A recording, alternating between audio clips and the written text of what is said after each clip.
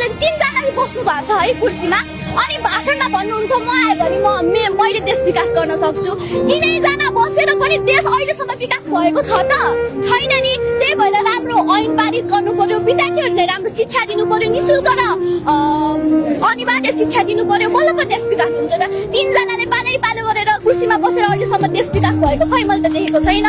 हस् यहाँको समय र विचारको लागि धन्यवाद। कुन विद्यालय र तपाईको नाम? मेरो नाम शैली वानी रहेको छ। म जनता माध्यमिक विद्यालय टाँसेलपाबाट। तपाईँ पनि 12 पास गरेर विदेश जान खोज्दै हुनुहुन्छ मलाई सूचना छ।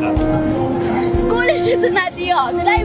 मेरो सोचाइमा विदेश भन्ने छँदै छैन किनकि यदि मैले आफ्नो पसिना बगाएर अरूको देश निर्माण गर्न छ भने त म उतै जन्मेको भए हुन्थ्यो त। म यहाँ आएर आन्दोलन गर्नुपर्ने कुनै आवश्यकता नै छैन। यदि म भोलि विदेश जाने सोचमा थिएँ भने त यो आन्दोलनलाई पनि त मैले हेलसेक्राइ गर्न सक्थेँ इग्नोर गर्न सक्थेँ तर म शिक्षकहरूको माग पुरा होस् भोलि हामी जस्ता विद्यार्थीहरूलाई विदेश जान नपरोस् भनेर त हो नि म यो शिक्षा आन्दोलन